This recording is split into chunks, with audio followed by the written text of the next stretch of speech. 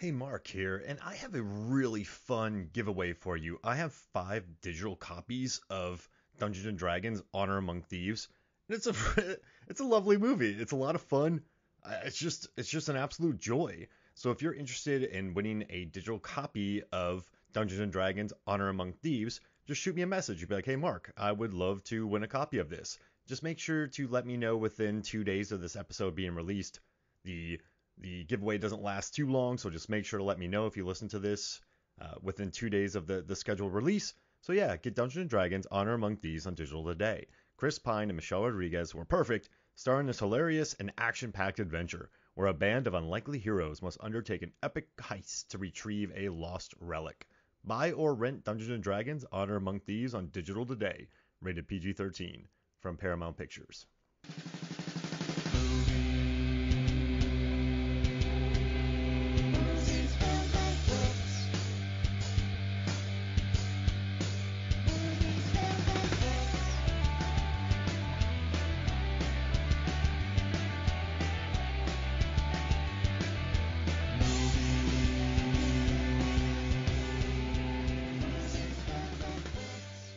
Hello and welcome to Movies, Films, and Flicks. I am Mark Hoffmeyer, and joining me is a man that was just spit out of heaven. It's Bill A. Patterson. There's a Kiss song called Heaven's on Fire, so it makes sense why I would be spit out of heaven, right? Because it's on fire. It was either that or being belched out from the sewers. And I never knew that was the line, by the way. It was just like gobbledygook, and then I looked it up, I was like, huh, okay. For once, I think I was right in my weird assumption. I love the end is the beginning is the end. Like that's a Grammy-winning rock song that hits pretty hard by a band that was hot. And Billy Corgan and Neoprene inside Batman's head doing little shimmies for Joel Schumacher in the music video, which it's great. Yeah, no, and like I checked this. This is a year before Door came out. And that's kind of when, in 1998, like this, they're off Siamese Dream and Melancholy and Infinite Sadness. Like those are 2 gigantic albums that I had the cassette and CD. I had cassette of Siamese Dreams and the CD of Melancholy and the Infinite Sadness. And like around this time, they were hot. Like they were bringing it. And so for them to be on Batman and Robin with a Grammy-winning song, and then Jewel, who was like white hot at the time, this Batman and Robin song. Like, and by the way, everybody. Billy A. Patterson's back. We're going to be talking about the Batman and Robin soundtrack. We talked about I was just like, you just want to get right to it. You're like, yeah, you clicked on the link. You know what this is. Exactly. Yeah. And like we talked about Batman Forever. Now we're talking about the Batman and Robin soundtrack and the Arrow soundtracks and just the movie in general. So different. And there was 20 albums in 1997. That's 20 soundtracks that sold over 1 million copies in 97. I was talking to head writer over Honest Trailer, Spencer Gilbert, about this, and he's like, I think 97, 98 was peak inspired by soundtrack albums, and I think it's just like a downhill curve from then. Yeah. To the point where, like, I just don't think they do it. Like, it's of all the movies that come out every year, there's maybe like the last like one that I can really remember being like something big was Black Panther. Yeah. Twilight had some good ones. I think Hunger Games had an album, but none of them hit like, Black Panther hit hard. It wasn't anything like Armageddon in 98 or Godzilla or Titanic or City of Angels. Well, that was like peak Goo Goo Dolls. Yeah. Like, did you even have a soundtrack if the Goo Goo Dolls weren't on it in the late 90s? Oh, they were everywhere. But I tell you, Iris comes on, Billy. You could probably hear me from Atlanta singing that in California. When Iris is on the radio, I belt that thing out horribly. Like that's a belter. I don't know if it's like arena rock song, but it's like I don't know, like Iris hits. That's such a good song. I mean, Goo Goo Dolls might be the best worst band of the 90s. By worst, I mean like no one's like proud to admit, like no one has a Goo Goo Dolls tattoo, but like Goo Goo Dolls, they hit pretty hard, I think their contribution to this one. So I actually, when we did Batman Forever, I was like, yeah, the needle drops from the soundtrack in the film, they actually kind of like contributed to, kind of this like Gen X MTV mentality. But then Batman and Robin, the takeaways seem to have been like, well, forget Gen X. Let's go for the kids, like the kids. But the soundtrack didn't get the memo. But I think it's very interesting that like the needle drops in Batman and Robin, like you kind of have to go looking for them. They're not as blatant. But I was watching it last night with headphones on, but not watching. I was just listening because I wanted to catch like, because I looked at the credits. I was like, I don't know where these songs are in this movie.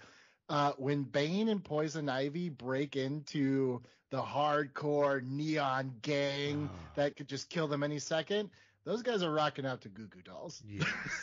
the hardest Goo Goo Dolls has ever been is the neon gang. Just like, I'm gonna sit in this rundown bathhouse, listen to Goo Goo Dolls. You know, you made some weird choices in life to end up there.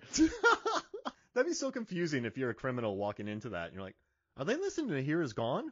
Is this Neon Gang listening to Slide? Like, what is happening? But I will say, Lazy Eye hits pretty hard, and so does Revolution by REM. Like, these are aggressive by their standards on this soundtrack. Yes. And to be fair, the Goo Goo Dolls one is only instrumental in the film. So, like, they don't want you to know necessarily. But I will agree. Like, when I was listening to it, I was like, oh, this is, like, harder than certainly, like, Broadway is Dark Tonight. Like, that one is, or Iris, obviously, their big hit. But, yeah, REM, too, is, like, a lot more punk than I was expecting for them, you know? And I was a little worried about this episode because I bought this CD. I bought it used because I go method for these episodes. But I was listening to it in my commute to work in the morning when I'm stuck in traffic on Georgia 400 going into downtown Atlanta, not moving. And so the album kind of early in the morning when you're tired, I was like, that doesn't really hit.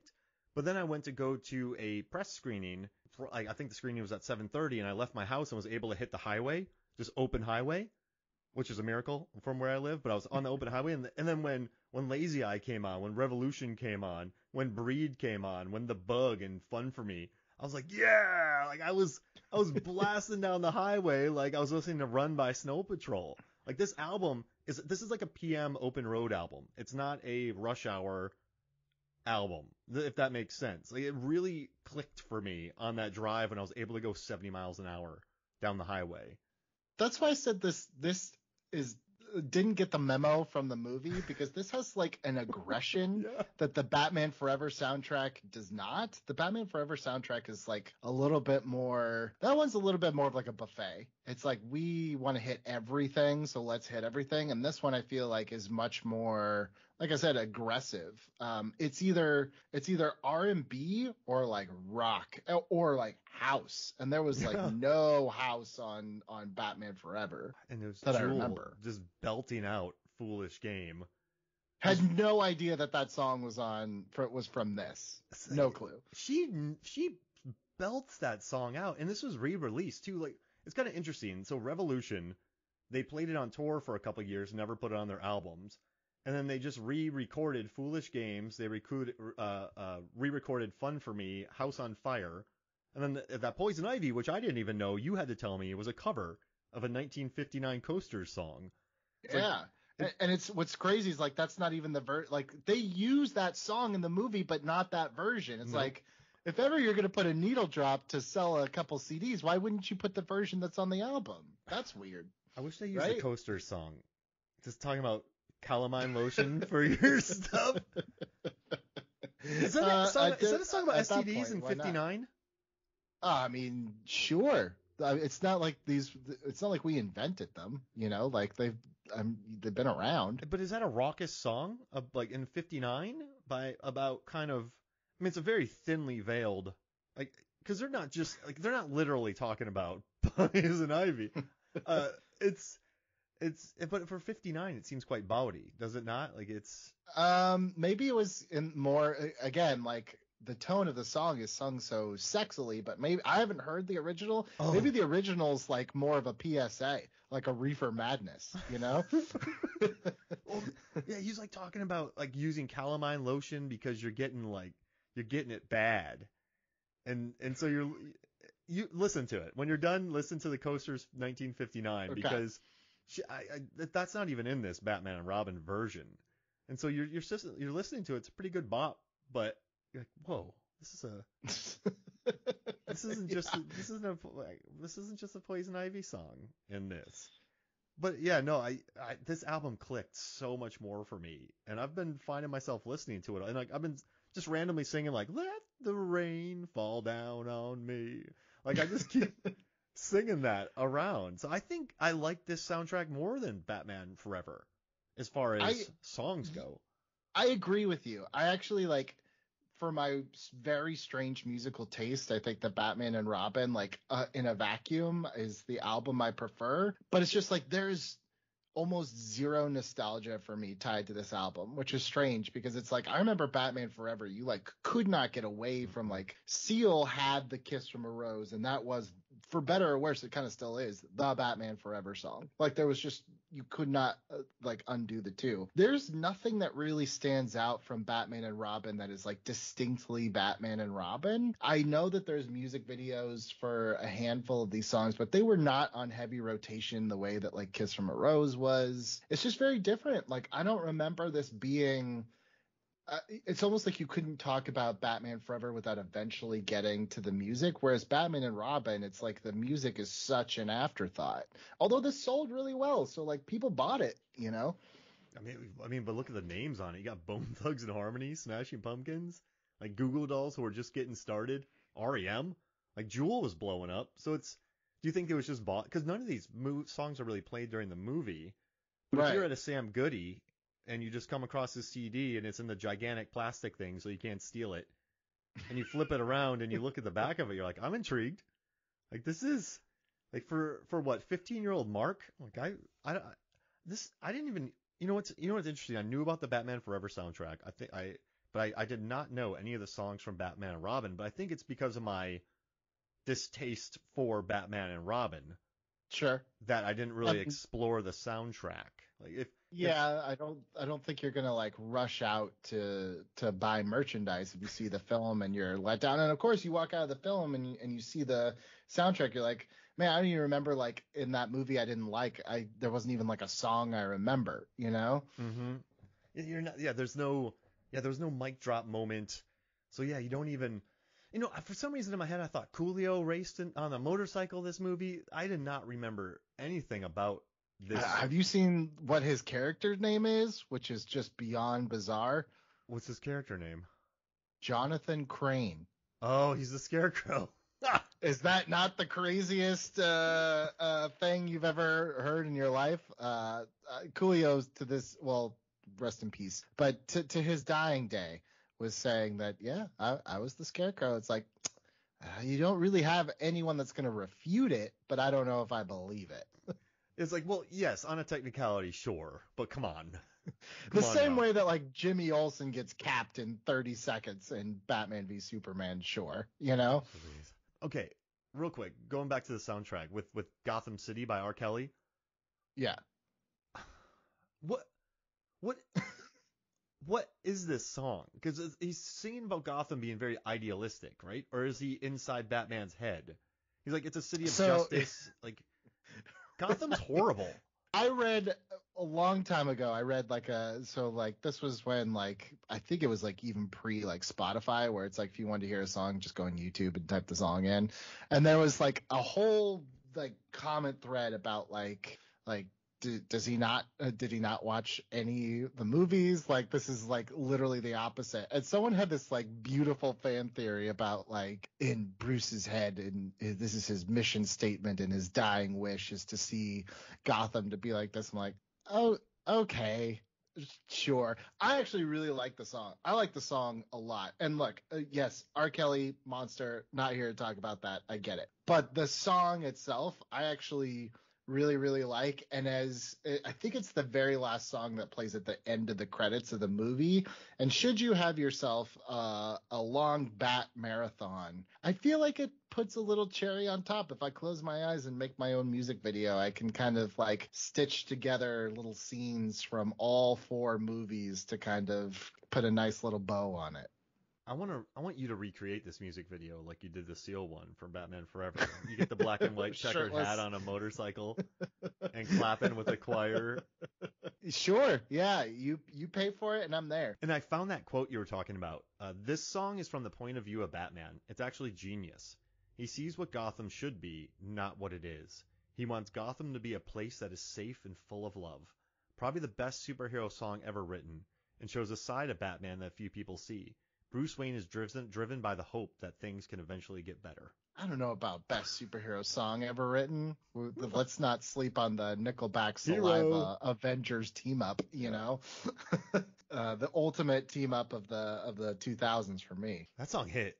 That song sold millions. Dude, okay, before Nickelback became the national punching bag, like at that time, the guy from Saliva and the guy from Nickelback doing a team up for a Spider-Man song, like not since like Lady Marmalade the year before. Like those two were just like they almost started a thing. Unfortunately, I don't think it ever took off, but they almost started a thing of like big blockbuster movie, get a couple random different artists to make like an Avengers level song for it, you know? All right, question for you. Spider-Man 4, Tom Holland gets made. Someone comes up to you and says, Billy Patterson, Sure. which two artists can you put together to do the theme song for Spider-Man Homeward Bound?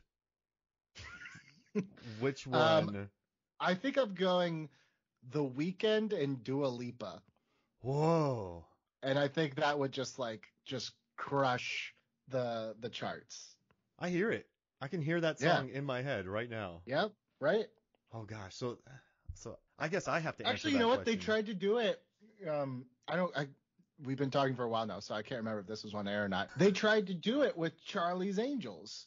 With the new one, they had Ariana Grande, Miley Cyrus, and Lana Del Rey. And they did that song together, and it was almost like a throwback to the megastars team up for a movie soundtrack song. That was a fun song. I think the video they were on a bus. You know what pissed me off was that the song in the trailer, like they cut it for the trailer. I was like, I can't wait for that song to come out. And then the song came out and it's remixed differently than the trailer. So I don't like the song as it sits in the album, but how it sounds in the trailer is amazing. Whoa. All right. I need to add that to my Spotify playlist.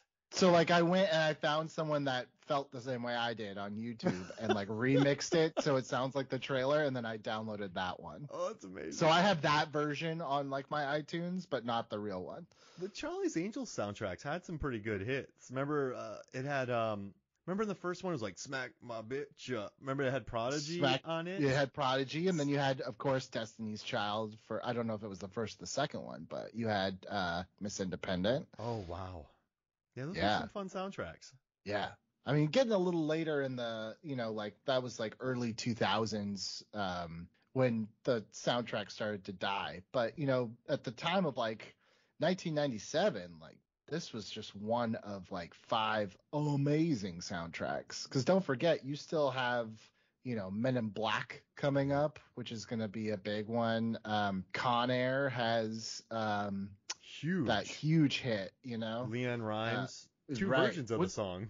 Which is also kind of like, it's the same thing with like the Jewel Foolish Games, where it's like, why is that? At least it makes more sense in Con Air because they actually play it in the movie. Whereas Foolish Games, I'm like, I guess I did this with Batman Forever too, where I was just like, I tried to figure like what point of view, like which character point of view could the song possibly go to? And it's like, maybe Julie Madison, Elle Macpherson's character, is thinking this to Bruce, but even that is like, it's a stretch. She wants to marry him, and he's outside in the rain looking handsome coming in.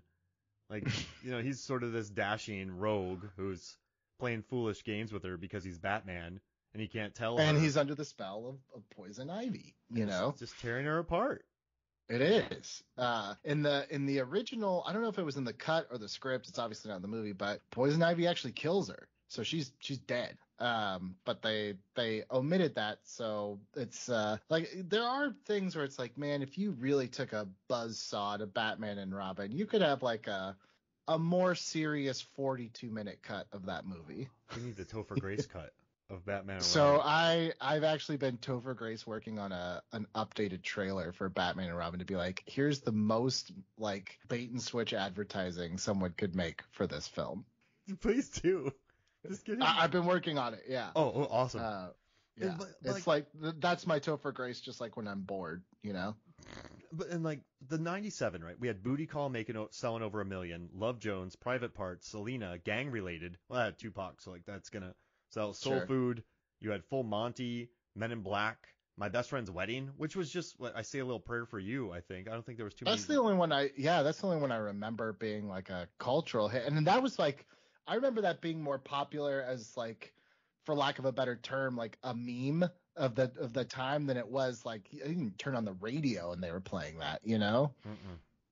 It's that's and then Titanic in '97. So 20 albums sold over 20 soundtracks sold over 1 million.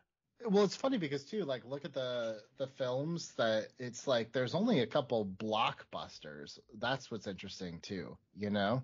Yeah, I think the Men in Black, hmm Titanic. And Batman and Robin. Yeah, wow. I don't know. Would you call My Best Friend's Wedding a blockbuster? It certainly was big, and Julia Roberts at that time could open something pretty big on her own, I you mean, it know, made what 250 million?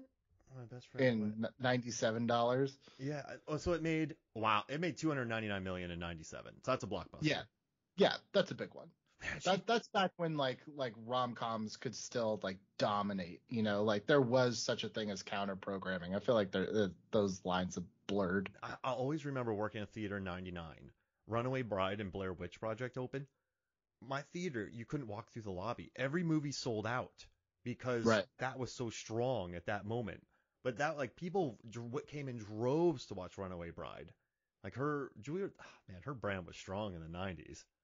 I mean, that's great counter programming. You don't see Yeah. that. I mean, that's the reason why, besides it being a cool movie, but the reason why Honey, I Shrunk the Kids was such a massive freaking hit in 1989 was because Batman was sold out a lot of places. It's like, well, I guess we'll go see Honey, I Shrunk the Kids, you know? Oh, yeah, that's a good point. And Yeah, same weekend. and then good Same word of weekend. mouth, wonderful ants and good scorpion work. Sure. And it's like if you're a little too young for Batman, just take them one theater over, you know? And you still have peril and some heartbreak. That's a good movie right there.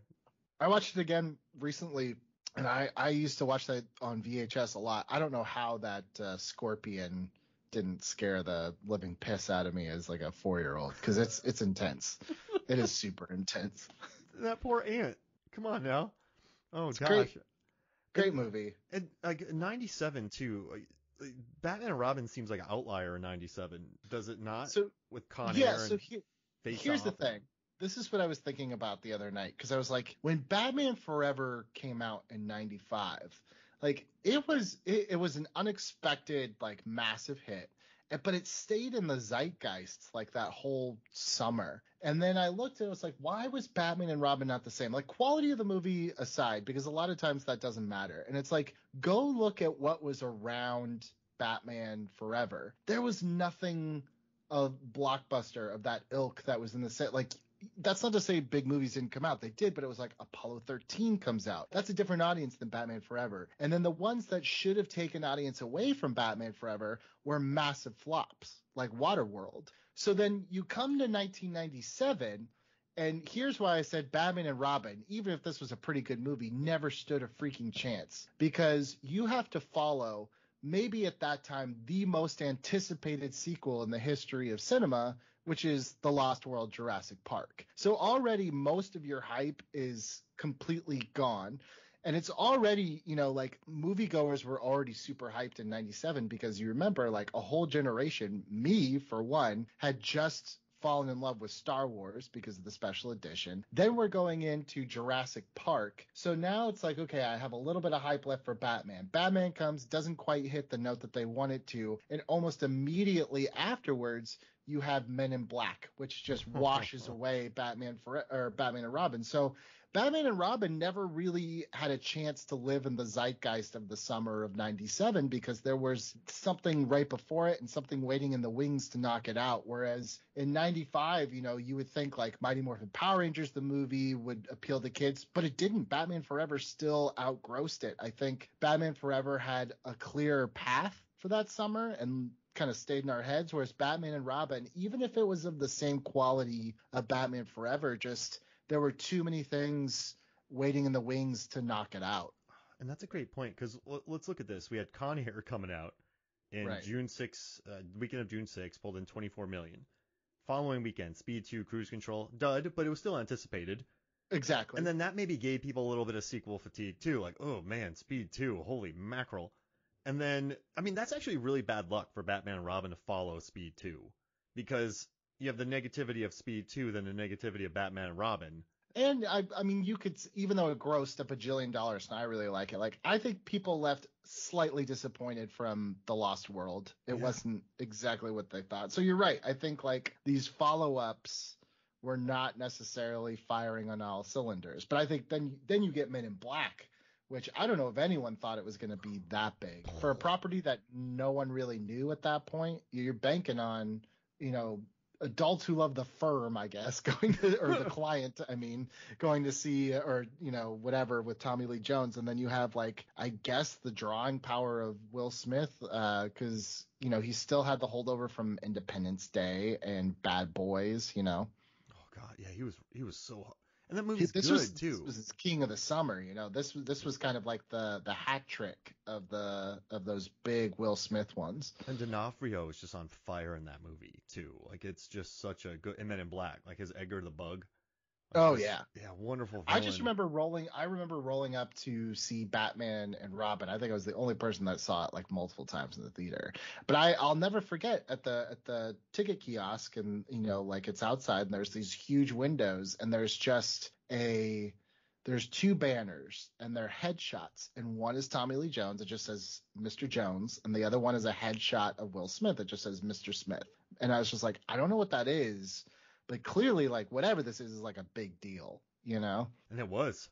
Yeah. Great marketing. Like, you can't say enough about Men in Black, but I ultimately think, like, if you took Men in Black out and if you took Jurassic Park out, I think I'm not saying like it drastically would have changed the tide for Batman and Robin. I don't think it would have had a ton of holdover, but I think you might have had people that are like, let me give it one more chance. Mm-hmm. But I think but there was no shot in 97. Plus, remember, all the other Batman movies were 3 years apart. And I remember Chris O'Donnell was even saying, he was like, I feel like people weren't ready for another Batman movie yet.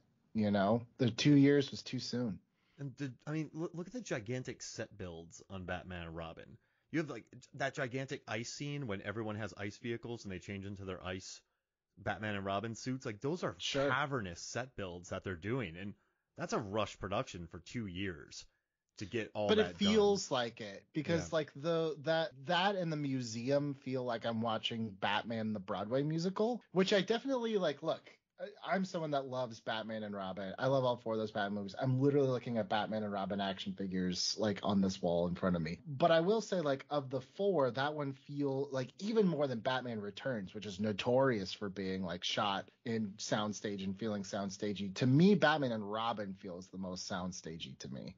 Yeah, absolutely. Do you think that's because of the rush schedule? Like, just build, just like, because part of it is that. I also just think like there's no.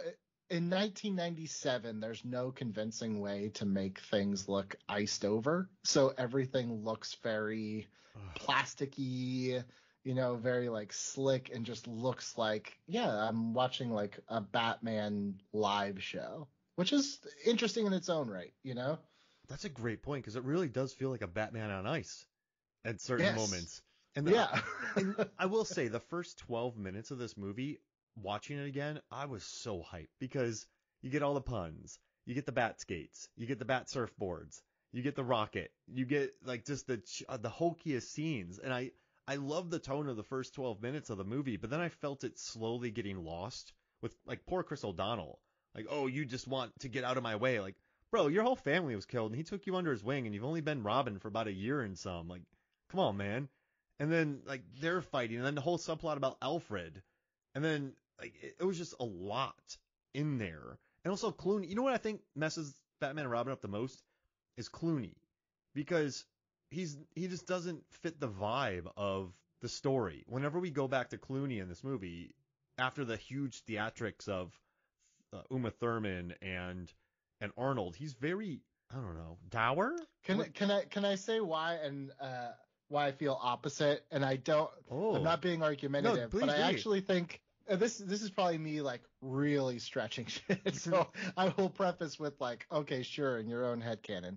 But like we're coming off of Batman Forever, where the biggest kind of, character arc, for one, it's the only Batman movie where Batman has a character arc, where he's choosing to be Batman and to be at peace with that fact. So I think the way that Bruce and Batman is portrayed in Batman and Robin is accurate and appropriate to the arc that he had in Batman Forever. Here's now a man that is at peace with the decision that he's made to be Batman.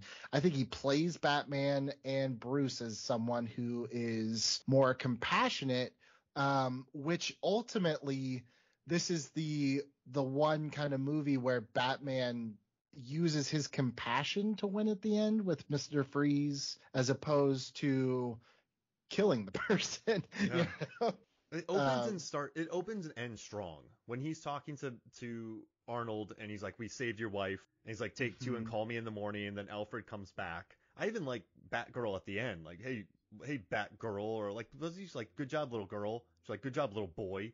Like, them going back and forth yeah. with each other. Yeah. It ends. I think it begins and ends strong. Uh, and I think that's when you're right. I think that's when Clooney's at his best, when he's making that speech. Like, "I'm not gonna kill you.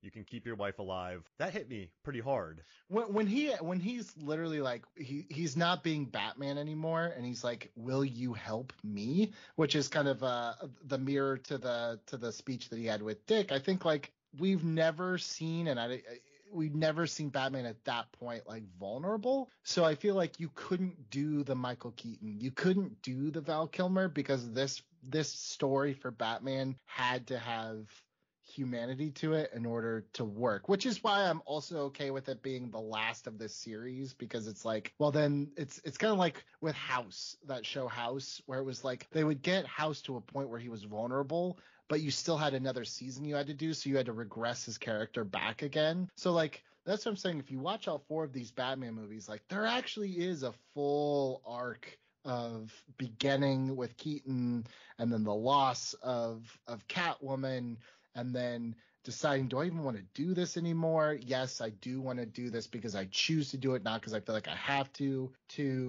I'm not going to win today by beating Mr. Freeze's brains in. Maybe I've been going about this wrong. Maybe I do need someone else's help, you know? Jeez, you sound like me talking about Deep Blue Sea, the Deep Blue Sea trilogy. Again, probably reading way too much into these, but it's like I don't know if like continuity wise all four movies gel together, but emotional continuity, I feel like you could definitely make the argument that it's one character. Do you know what annoys me most about the aftermath of this movie is that Joel Schumacher had to apologize to people for it. Like, don't apologize. Don't. Like, I like that he said, "I was a big boy. They wanted to make this about toys. I was there. I knew what was going on." But I feel bad that he had to apologize. Like, I never hated Batman and Robin so much that I would never make a director apologize for any movie ever made. I really don't feel that need. But yeah, I actually really don't like the George Clooney. I don't know if this yeah. is like an urban legend or not, but I guess there was someone who was like he used to give fans money when they said that they went and saw Batman and Robin, like he'd pay them back. I'm like, you do realize like there are some of us where this movie means a lot to us, like and yeah, I'm sorry that you didn't have a good time or like it hurt you or whatever, but it's just like also you don't have to like crap on it, Yeah. just let it go. And like, look at all the things considered. They wanted to push the toy line, which is fine.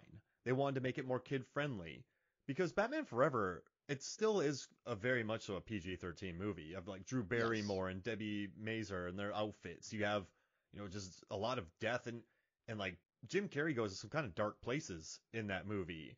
And even Val Kilmer does. And then Nicole Kidman, she's just Randy the whole time for him. So it's not, and then Dick Grayson's whole family dies. So they made this one more toy friendly. They added in Batgirl. They added in like Uma Thurman gets a lot of screen time in this movie. You have the Schwarzenegger factor. Like I think it was a rush production that was made for a cash grab, and that this is what came from it. And there's still enough in here to enjoy. Like, this is nothing I've ever hated, I guess. I remember watching it though and going, I don't know if all the pieces fit, but I still kind of liked it. But I didn't read the comics. I didn't know Bane. I know some people were furious about Bane. I'm like, what is he, like a vegetable creature? Like, I don't know, that's fine. I I was never a comic DC guy. So I remember I just watched it and I was like, yeah, that's fine. I just left. I never really thought about it after that, but I guess it elicited a lot of hate from Yeah, people. Bane kind of gets the same like Topher Grace Venom. Like you could tell that there's not a lot of enthusiasm Yeah. to put them in there, but they're there. And I do, there's definitely like some really cool Bane iconography of him like lifting up the bat signal is really cool. But it's just like, again, like I guess I'm to the point now, especially now where 30 some odd years or whatever later, where it's just like there's enough Batman everything that like it shouldn't ruffle your feathers that this version of it exists. Like there's enough for you to like leave it and move on to something else, you know? Just the commitment of Uma Thurman and Arnold just getting battery acid in his mouth and and punning an unbelievable amount and the giant set builds and like the credit card was the least of my worries. I guess the most annoying subplot was just Dick the whole time. Just she's in love with me, not you. You're only doing this because of me. And but then Batman does give him a speech though, and kind of like, hey man, like he kind of talks to Robin and fixes it, which is pretty interesting. And then he wears the rubber lips, so I like Right. the way that's settled. But it's yeah, his whole I I felt get bad it. for It's O'Donnell. no, I actually like that subplot only because like I don't know. Yeah, Robin needed something to do. And I think like it does carry over a little bit from Batman Forever where he's like, train me, let me be your partner. No, no, no. And it's just like, I'm not saying they nailed it, but I do think it's like there's always been that like I'm still your junior when I feel like we should be equals. And it's not until that speech in the Batcave where I think even Bruce has to be like, okay, like you are on the same level as me. Like, I think Batman or Bruce is always looking for ways to like keep Robin down to protect him, but he's like, I can't protect you anymore if you're gonna be the same as me. Which, by the way, I've always thought the coolest part of this movie is the chase down the statue arm. Yeah. But Bruce is like, or Batman's like, it's you can't make the jump, and then he, like to save him, almost kills him Yeah. way worse by disabling the engine. I was like, that's how you protect him, by like almost throwing him off the fingertip of this giant statue. Like, not a good plan. Yeah, I guess Dick should be mad, right? Robin should be like, listen, man, I Yeah, get it's it. like, dude, like, Bro. yeah. And also, like, how pissed would you be if, like, this whole time, like, you can stop my motorcycle? Like that's Oh. frustrating. Like, you don't even trust me to, like, drive my own car? Like, nothing that I have is mine anymore, you know? Like, I could definitely see the frustration. And again, I think it's just on the movie that they didn't necessarily, like, portray that the right way, maybe. But like, again, this is where I'm an apologist, so I connect dots that maybe aren't even there in my head, you know? I do think productions can get so big though that you do like lose track of cool elements. Like I think this thing just became a like a snowball rolling down a hill that just got bigger and bigger and bigger and bigger for Schumacher. So like I like you're right, that's a really interesting theme. Like you could stop my bike. You stop my bike. Like that's a genuine thing, but then you just don't have time to explore it because you have Arnold for a month and he works 12-hour days and he takes 4 hours to get into his costume. So you can't really explore all these elements. Right. But there's also just like, there's missed opportunities. Like Yeah. you definitely get that follow-up scene, which by the way, one of the coolest visuals in the movie is Batman in all shadow and just his eyes as the Batmobile comes up. And he's like, I could have made that jump. He's like, and you could have splattered your brains all over the side of the building. I think that's a perfect opportunity for be like, and what about what you just did? You almost killed me thinking that you knew what was best for me. Like there's just like one line of dialogue here and there that could have definitely tightened it up. But That's interesting. it's just missing, you know? And when I'm reading about this movie, O'Donnell was kind of speaking, like, apparently Clooney, from what he says, he hated being on it. They said that Chris O'Donnell was like, yeah, I didn't enjoy it. Do you think they stopped sort of fighting for that because they were just trying to get by on it? Because they stopped kind of fighting for the characters and moments like that because they were just trying to get through it. They didn't enjoy it. Does that make sense? Like they were No, just like, let's just get this. Maybe, you also have to think like this was super rushed, and it's like, I think Chris O'Donnell also said, he's like, I never worked a single day with Arnold Schwarzenegger. I didn't meet him till the premiere of this movie. So it's like, I think you're right. Like, I think like the production just was so massive that the story became the making of the movie, or the spectacle, the grandeur of what we're doing, rather than like, but what is the story we're trying to tell? Because it's like, yeah, I feel like Batman and Bruce and Batman and Victor Freeze kind of have parallel stories, but Victor Freeze's story doesn't necessarily parallel Robin's story, so it's like, it's a little, and like Poison Ivy's story doesn't really match anybody's story. So it's like, thematically, it's like there's some cool themes in there, but like, yeah, there's no one thing stitching it. Like, what is this movie about? Like, for Batman Forever, it was about choice. It was about, can Robin make the right choice, or is it going to lead him to a dark place? Does Batman, what choice is he going to make to stay this Batman or whatever? Where it's like, what is Batman and Robin about? It's like, I guess, passion versus compassion, like being so fiery about something without actually, having heart behind it, maybe. I don't really know. I love what you said too. There's a scene where Poison Ivy walks through her garden and into a frozen area, and they're right next to each other, and they don't blend well at all. And like, listen, I get what she's saying. Like, listen, you're a billionaire, and this planet's getting wrecked, so I'm pissed. So he's gonna freeze the world, then I'm gonna unleash plants that murder everyone. It's you probably just could have had one villain. Like, Mr. Freeze could have been a good villain on his own. Like, I'm gonna save my wife no matter what. Right, you can't at that point though. That's where it's like, I don't even think Joel Schumacher was the one making the decisions. It's 10 old men in suits sitting around it was PowerPoints and stats and spreadsheets that made this movie, And again, like, I love this movie for what it is, and it is what it is, but it's just like, yeah, this was so different. Like I said, like, Batman Forever captured that Gen X, like, this is a new Batman, and this Batman, like, to bring it back around to the soundtrack, like, it just wasn't interested. It wasn't interested in capturing Gen X. I think they were like, you know what? We didn't realize that the kids are the ones that are going to buy the toys and stuff, because they didn't buy them for Batman Returns. But maybe we were just making the wrong Batman movie.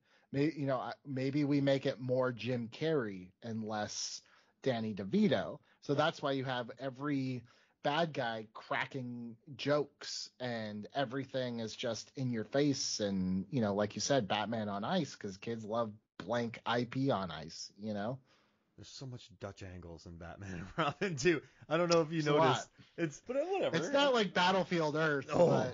But...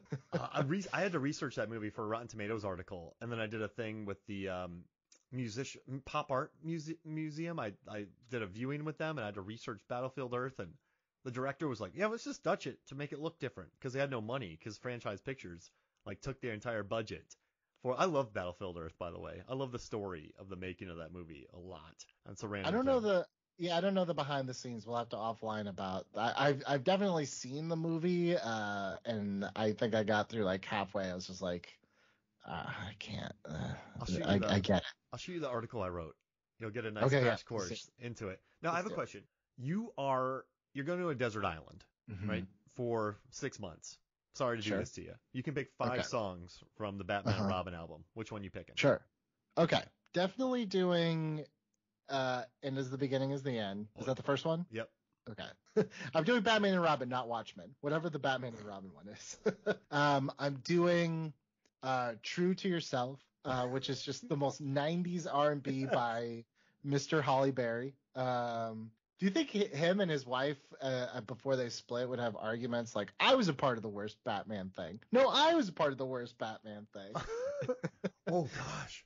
Which one do you think was? Oh, Holly Berry by a country mile. Catwoman is like, Batman and Robin, I know is not technically great, but I really love it. Like, I can't stomach Catwoman. There's just nothing even fun in there for me at that point. Did I tell you that Spencer and I and Lon, who does Honest Trailers, we reshot that scene as an honest scene? Like, we went to a park and reshot it. I'll have to shoot it to you. We tried to do a spinoff of Honest Trailers once that was honest scenes, where it's like we took ridiculous stuff like that. Like, we also did the park fight from Daredevil, but like did it as honest scenes. It's just 2 guys like shooting it. It was great. I gotta see all these. Yeah, I'll find it. Amazing stuff. So true to that's it's such an earnest '90s song. When you It's listen to so it has like of all the songs on the soundtrack, I think it has the least ties to a Batman anything. Like it doesn't fit to any character. It has nothing to do with anything about this movie. But I like it, man. It's a bop. Yeah, Okay. So I super got those positive two. '90s R&B song. Those were great. Yeah. I love it. I think I gotta go for number 3. I've got to go with Goo Goo Dolls. I don't think I could leave that out. Oof, 4 and 5 are gonna be tough. 4, I'm going Look Into My Eyes. I that was on my gym playlist for quite a while. I think it's just Nice. yeah. I think there's just something about that song. And I sent you something earlier where it was like Cody Rhodes, who's a WWE wrestler, he had a terrible gimmick, Stardust, which was Goldust's little brother, and his theme song is literally "Look Into My Eyes" in a different pitch. Yeah, it is. Like spot on, note for note. Slow it down a little bit, and you got that song. Yeah. And then number 5, I, I think as much as I hate to say it, I think I'm gonna have to pick Gotham City just to round You're out. just gonna be on the island clapping. There's just something like especially if I'm on a deserted island, I need to feel some sort of uplifting hope. So, because everything else is like chaotic aggression, and that might feed into a depression. So I I need to keep some semblance of hope that I could get out of there. Yeah, if you had foolish games on this island, you're gonna lose your mind. It's gonna be. Yeah, no, I can't stomach it. I just want, I want to look at some numbers real quick though. They had on this one, "Lazy Eye" by Goo Goo Dolls was number 9 on the U.S. rock charts, and it actually beat "The End Is the Beginning Is the End," which hit 12 on the rock chart. Like this was "Lazy Eye." I don't remember. You know what's crazy? I listened to a lot of radio at the time, and I loved rock, and I knew Goo Goo Dolls, but I don't think I ever heard "Lazy Eye" on the radio, and it hit number 9 on the U.S. rock charts. Do you remember ever hearing that? No, not at all. I mean, I don't remember hearing any of these besides Foolish Games. yeah, On Foolish the Games was it. Yeah, that was it. I don't even. Yeah, Gotham City. I heard for the first time or I heard it, but I think you told me to listen to like when we got into the episode. The end is the beginning is the end. I only knew that as like the end credit song. And yeah, Foolish Game. I mean, Foolish Game was everywhere. I mean, Jewel blew up there. But I had no idea that was from Batman. Yeah, because it was on an album 2 years prior, was it not? It was released. Yeah, it was a re-release of the song just for this album. Which is, I wonder, because that was the same with Kiss from a Rose, which was also re-released like a year or two after. Hell, it had already been in a movie at that point, Yeah, or no, it was Neverending Story 3. Oh, Neverending Story 3. Yeah, so it's like maybe they thought, hey, that worked last time, but it's not like, from my memory, like Foolish Games was already like a hit, right? Yeah. Yeah. I mean, you might as well just like, now that's what I call music, Batman and Robin, Oh. I mean, it did capture a lot of the people at the now that's what you call music, Batman and Robin. Yeah, because they just slapped that on here. That's just a song that they chuck. And also the other one, the Moloko, Fun for Me. Like that was a re-release song as well. At least that one's in the movie. I think that's when they first get to the bike race. That's what's playing. And then the trance song is what plays during the actual race itself. So at least that makes some sense, No.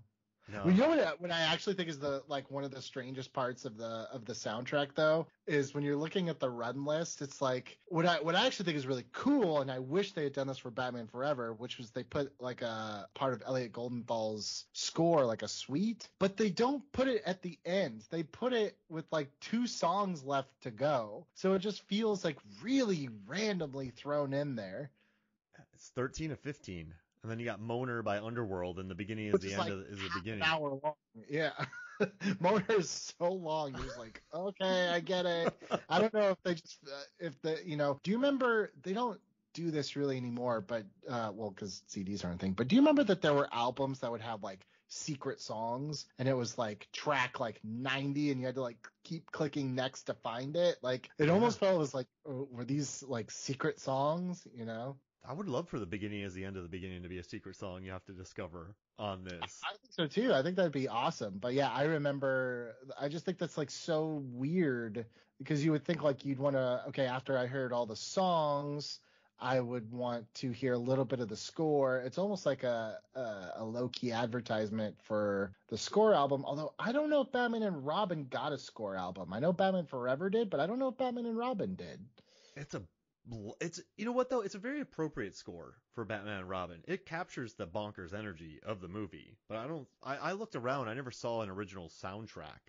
There's almost just music inspired by. I do wonder though, like how much of Batman Forever's score is recycled versus like I don't know how many like because like Mr. Freeze does not have like a theme. Poison Ivy does. She has kind of like that sexy clarinet saxophone jazz kind of sound. But Mr. Freeze does not have like an identifiable theme. And now that I think about it, like Penguin had kind of like the he and Catwoman definitely had themes. Joker had like Beautiful Dreamer, which was kind of interesting. Yeah. But yeah, I can't think Mr. Freeze was just kind of like, just pick a track from the last one and just throw it on there. How do we pick a theme for Arnold Schwarzenegger as Mr. Freeze? I don't know. Let's not even do it. Let's not even do it. The people behind the scenes, like, just play something loud. I don't know. But yeah, you would think like I one of the cool things about it's like, dude, for Joker and Dark Knight, they just played like one distorted guitar note. It's not even like there's like not a lot of music to it. It's just and you're like, oh, Joker. It's like you couldn't do that for Mr. Freeze, you know? It's a big sax solo for him. But he's very melancholy. But Arnold's still committed. What do you think about his performance in this movie? It's not self-conscious.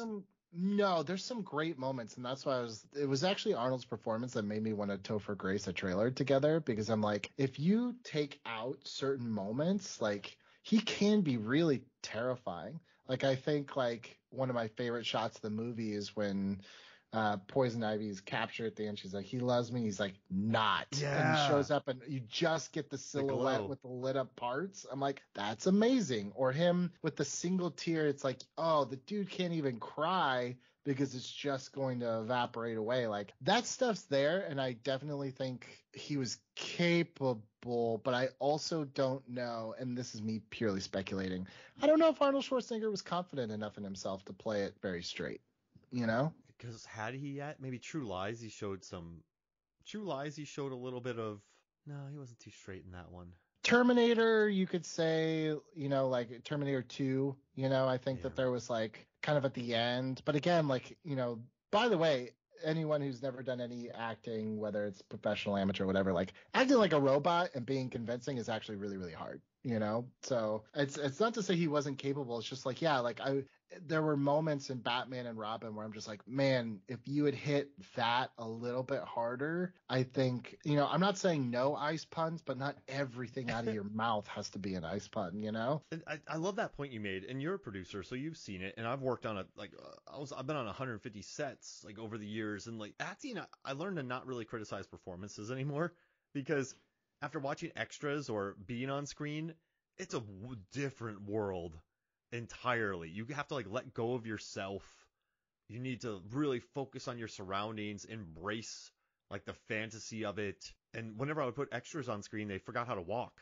Like this, if you've seen an extras walk. So I guess from then, like I've always admired Schwarzenegger's performance. Like I love him a lot in Predator. I think it's a selfless performance because he gets the crap beat out of him by the Yautja. Like I think he's there, but yeah, he probably couldn't have pulled off, say, a DeVito or a Joker or one of those type roles to play it too totally straight.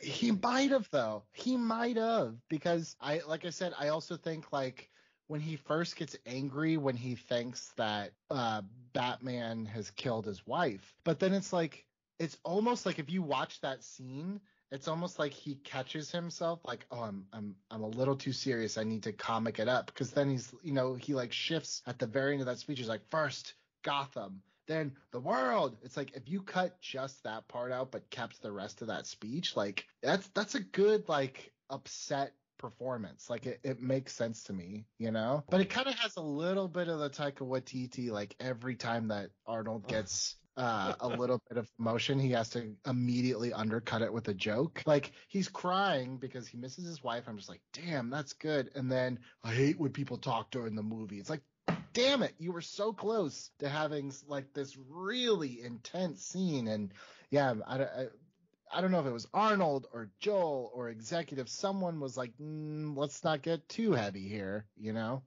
Pump the brakes. So whenever you get some momentum, like that's why I felt like the latest Thor. Every time you had something going, someone just slammed on the brake pedal, and then you sort of get stopped, and then you have to get the momentum back. But you're Yeah, right. there's a little bit of that in this movie. He is strong at the end. It begins and ends strong, and it. I will say it at two. I'm not saying it's a long movie. I really don't care about long movies, but it definitely feels since there is a bit of whiplash in the movie, it does slow it down. So it does feel like a long watch, at least to me.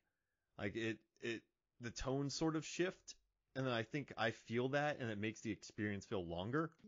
Yeah, to a certain extent. I almost feel like in that case, it's like that's where like I think everyone now like praises the Alfred storyline, where I was just like, that's the one where I feel like the movie just stops. And I get that the parallel there is like necessary for, you know, Bruce needs to save his loved one and Victor couldn't save his loved one. So like it makes sense. But I think what makes the movie maybe drag a little bit is like, well, that doesn't gel super well with what Robin's going through and what Batgirl's going through and what Poison Ivy's going through. So it feels longer than it is because we're not all dealing with the same problem. We're all dealing with different emotional issues that should have all been separate stories, you know? That's a great point. So yeah, you just said what I said, but much more articulately. And I guess that's why Batman Forever works, because Two-Face just wants chaos, and he just joins up with Riddler. And so it's not like two competing ideologies. It's just a maniac teams up with another maniac to. He wants revenge. I mean, that one is because he wants revenge on Batman, and Riddler wants revenge on Bruce. So it's like, you know, that to me makes sense because it's like Bruce is just like, I can't win. Someone wants to kill me, whether I'm this guy or that guy, you know? Whoa. You need to do a So TED talk on these, because the way you I, just phrased that, the way you just I've phrased that, I seriously went, thought about writing books about like about these movies. I'm like, I would sell 2 copies, one to my mom. you should do the Batman Forever in like 30 chapters podcast. I don't think anyone wants to hear that. But in a short soundbite, I will say like, yes, the reason why to me Batman Forever definitely feels much more cohesive is because we're all leaning into the same themes. I mean, even Chase, she wants Bruce, but she wants Batman. And it's like I can't choose who I want to be. And ultimately, it's like I can choose to be both. For different reasons. Whereas this one, it's like I don't really know how to reconcile what Poison Ivy wants with what Mr. Freeze wants, which makes it even more bizarre to me that they team up because she's just like, well, that's a hot guy and he's the only one that doesn't like me, so I guess we should team up, you know? Like she has no reason to want to get Batman because she does, if anything, she should want Bruce dead, but she doesn't know that Bruce is Batman. So like it just like no one's motivations quite makes 100% sense in that story, which is why it feels maybe longer than the other ones. Because you're waiting for it to all like, where's the thread that connects all this, and it just never comes, you know? And she's got those seeds that can grow an entire forest in minutes. If she just goes out and unleashes those at night in a quiet area and then unleashes her plants, they'll be grown by morning, and it's chaos. So she doesn't need any, like she needs Bane, and I think that's fine. In his hat. She literally needs to get rid of Mr. Freeze because he is not ideal for how she wants to rule the world. So it's like, I don't know what the plan is here, you know? She could have gone to a remote area and let loose her stuff and just let it grow with no one noticing. And then by then it's too late. But I definitely think it's like they have the same Poison Ivy problem as they did Two-Face, which is where we get to a point, and this is just like where studio mandates come in. It's like we need like multiple villains, where it's just like you realize emotionally that the conflict is between Batman and one of the villains. It's Batman and Riddler. It's Batman and Freeze, but we still have the secondary villain. So what do? They're just not part of the third act. Like Two-Face is there for a second and then he just randomly shows up and dies because it's like we don't have anything to do for him. Poison Ivy, they're just very much so. They're like, we're not even going to let you get to the last set piece. Like you are done. Yeah. You know, you live, but you get trapped. That was a surprise. She just got Silverstone fights her and then she's out. And then there's kind of like a dismissal of it, which I think is kind of fun. Like, all right, one down. Let's go get the next one. Like, there doesn't seem to be a ton of finality to it, so you really are like, huh, okay, I'll go with it. You know, look, for as much as I'm crapping on this movie, like I do love it for what it is, but it is like that's why it's just like if anyone's just like that movie's terrible, I'm like I'm not gonna fight you. Like, there's too much structurally wrong with this. Like, that doesn't mean I don't love it. Like. Yeah. You know, there's a lot wrong with me, but, you know, my parents still love me, you know, I'm not structurally sound. Yeah, people don't get that you can enjoy something because of the time you watched it and also too, do you think that this movie is so heaped with disdain that you're a little defensive of it? Because I have that with this movie, like Deep Blue Sea. It's like, how do people think that's a bad movie? Like, I think maybe I'm more defensive of it because people think it's a bad movie, but I'm like, no, it's a fun, good movie. You know, you said you didn't like Joel Schumacher's apology, but there is one thing that he said that I really admire and I agree with, where he's not apologizing for the film. What he says is, if you went and you saw Batman Forever and you really enjoyed it and you came to Batman and Robin expecting the same thing, then I'm sorry that I like let you down. And I kind of feel the same way about it, where it's just like I can accept Batman and Robin for what it is, like in a vacuum. But if someone's just like, man, that was that let me down, like I couldn't deal with it. It's like, yeah, I could definitely see that. Like this movie doesn't necessarily like add up a ton. It's definitely tonally different than Batman. I think we talked about this in Batman Forever. I think it's tonally in some ways more closer to Batman Returns than Batman Forever, because Batman Returns way campier and weirder than people are letting themselves remember it is. Wind up penguins with missiles and stuff is like much more in line with this version of Batman. But also too, like, I think there's been so much Batman now that it's like, why be mad at this one? Like, it's almost like, wouldn't you want to see that really weird, especially this culture that loves watching ironic shit? Like, wouldn't you want to see the weird Broadway version of a Batman movie? Like, you have your other ones, you know, like, this one can just exist as like, remember that weird one, that weird time, you know? Batman I don't know why it's not celebrated like that, you know, as like a weird cult, like, I can't believe we did that kind of thing, as opposed to this like vitriolic kind of feel. I don't know. Apologize. Like that Vice interview, the dude was going at Schumacher.